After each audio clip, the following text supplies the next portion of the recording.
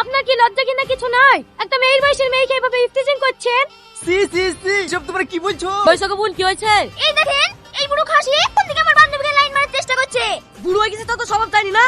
আরে কথা বলছো কি? ইরা হলো সমাজের কলঙ্ক। মেয়ের বাচ্চা কি নামে দাও। আমার কথাটা তো শোনো। নাম বাচ্চা কি? কি গো আব্বা, না তুই এখনো কাজ করছো যে? তাও তাড়াতাড়ি রেডি হয়ে লাও গা। তোরা 10 মিনিট বস, আমি রেডি হয়ে আসি। রাস্তায় আসতে কি কোনো অসুবিধা হয়নি তো? না না, কোনো অসুবিধা হয়নি।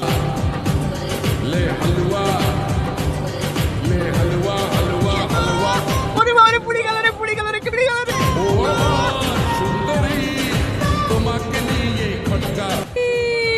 কি হলো মা, কাজ ঝুঁকে নে? আমি জানি আপনি আমাকে পছন্দ করবেন না। আমি বুঝতে পারিনি আপনি শফিকের আব্বা। আপনি আমাকে ক্ষমা করে দেন না। আরে পাগলি, তুমি সেদিন যেটা করিছো একদম ঠিক করিছো। আসলে কি হয়েছে মা, বাবু তোমার ফটোটা আমাকে দেখিছিল তো, তাই তোমাকে বাচ্চা দেখে চিনতে পেরে তাকাচ্ছিনু। তবে তুমি যেটা করিছো একদম ঠিক করিছো।